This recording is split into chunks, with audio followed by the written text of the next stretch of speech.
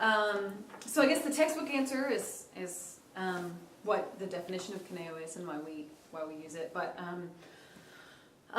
for me, Kuneo is a worship gathering that showed up right when I needed it, right when I moved, and has continued to grow. And as I've been a part of it, there are things that that come up that I didn't even expect to like, which has been kind of cool. And it's so Kuneo itself. I am a person of labels, so I think of it as kind of on Tuesday, the time that I come and the worship experience that I have with people.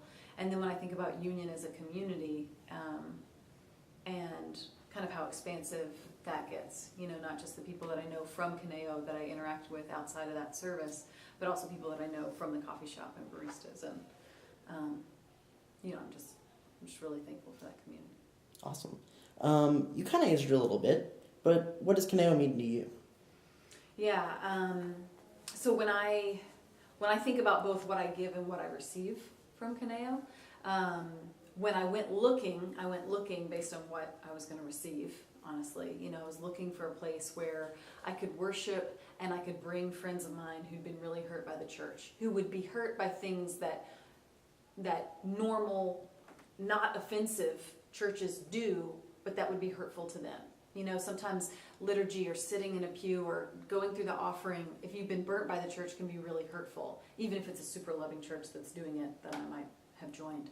So I really wanted to be in a place that had almost all new rhythms, and that the only kind of consistent thing was the meat, so that as I was friends with people and I wanted to include them in this part of who I was, I wouldn't be afraid of bringing up those old hurts. And then as I went on, I thought about what I could give. And so I've been really excited to be part of something that was, it was so early on when I met Kuneo. And so it's really fulfilling to be a part of, figuring out what our community looks like and what the needs are, and watching us grow and trying to give of who I am towards that.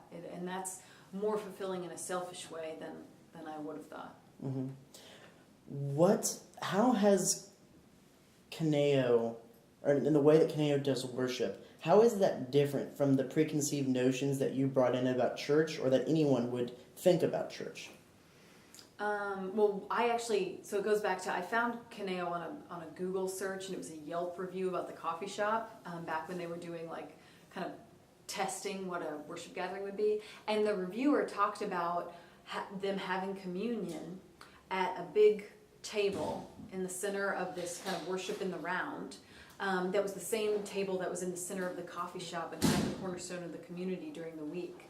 And I feel like that's the thing that's kind of different about Kuneo as a worship service, this sense of, worship in the round, and not just in the physical round, but also that our physical bodies and the way that we orient to each other underscores what we're really doing, which is it's a great leveling. It's not a sermon from a pulpit, it's a discussion with a moderator, well-prepared, well-versed, insightful moderator, which I also don't take for granted, but that's one of my very favorite things about Kuneo.